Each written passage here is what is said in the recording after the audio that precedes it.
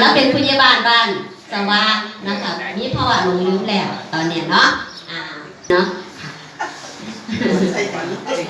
ก็เลยแตกเนาะเดี๋ยวนี้คือเบาๆกันเลยก็สั่นพิษกันค่ะกินเขาแล้วอันนี้ของปัญหาบ้านกอกเขาเนาะค่ะที่เสมอม้ามือนี่เนาะค่ะอันดับเรื่องแรกคือเรื่องของไข้หวัดนะคะเนาะ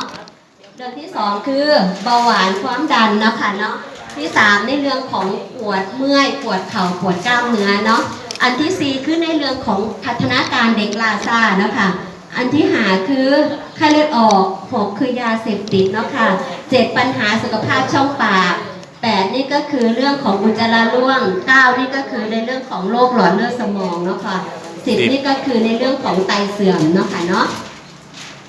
แล้วก็11ก็คือในเรื่องของปัญหาสุขภาพจิตภาวะเครียดนะคะ12มะเร็งเนาะค่ะ13ในเรื่องของปัญหาของสุขภาพของพวกตาต้อกระจกเนาะค่ะ14โรคผิวหนัง15ก็วิงเวียนศีรษะเนาะค่ะประมาณนี้ของแต่ละบ้านเฮาขาดตกบกพร่องปัญหาใดอีกบ่คะการได้ยินนะคะเนาะออกกำลังกายเพื่อสุขภาพค่ะอันนั้นจะเป็นในเรื่องของการส่งเสริมเนาะค่ะแม่ค่ะอันนี้ก็จะเป็นในเรื่องของโรคทางช่องหูน้องค่ะช่องหูเนาะค่ะมีบางคนเดี๋ยวหมอบอกเคสูฟังหูหูบ่ได้ยิน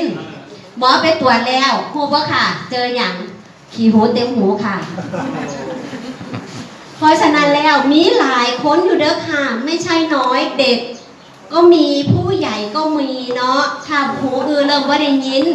แล้วค่ะเพิ่นก็ว่าเพิ่นแค่ขี้หูดีนั่นแหละค่ะแต่ว่ามันเป็นภาวะที่ก่อนขี้หูเพิ่นหลายไหมคะหมอซ่อมเข้าไปเต็มเลยบางคนที่หมอคีบออกได้หมอสามารถคีบออกให้ได้อยู่ค่ะแต่ว่าถ้าบ่ได้ก็ต้องส่งต่อโรงพยาบาลหนองสองเพื่อดูดออกค่ะเพราะแต่หมอดึงออกให้เพิ่นแล้วเนาะอันนี้คนไข้เบาสูงโอ้ยดีใจหมอดาโล่งเลยได้ยินชัดแจ๋วเลยเพราะฉะนั้นแล้วผู้ใดมีปัญหาหู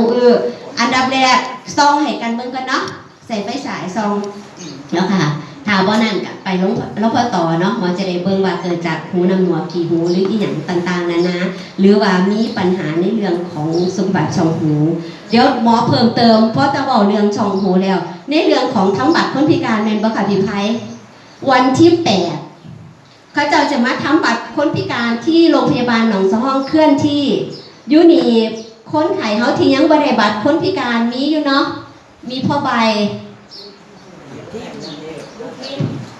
ผู้ใดอีกนั่นแหละค่ะไปเด้อค่ะวันที่8เด้อเตรียมเอกสารเบิ่งติดตามข่าวสารนำเด้อพี่หมอนเนาะไปบอกเพิ่นไปอันนี้เดี๋ยวพยาบาลเดี๋ยวหมอไปโอเคกับเรากันว่าพอเราบ่ได้ยินเวลาเขาบอกเราบ่ได้ยินแต่ไปกับหมอเราได้ยินมันก็เลยบ่ได้บัตรคนพิการจะเทื่อสิได้ไปคุยกับเราอยู่ว่าเจ้าหางพยักหน้าเราก็สั่นบ่ได้เลยค่ะเพราะแกไม่ได้ยินจริงๆในเรื่องบัตรคนพิการวันที่8เมษายนนี้เด้อค่ะอย่าลืมเนาะค่ะเนาะที่โรงพยาบาลหนองสะห้องนะคะเขาออกหน่วยเคลื่อนที่ค่ะนั่นแหละค่ะมีผู้ใดอยากซักถามคุณหมออย่างไรบ้างคะแต่วันนี้หมอก็ขอขอบคุณบ้าน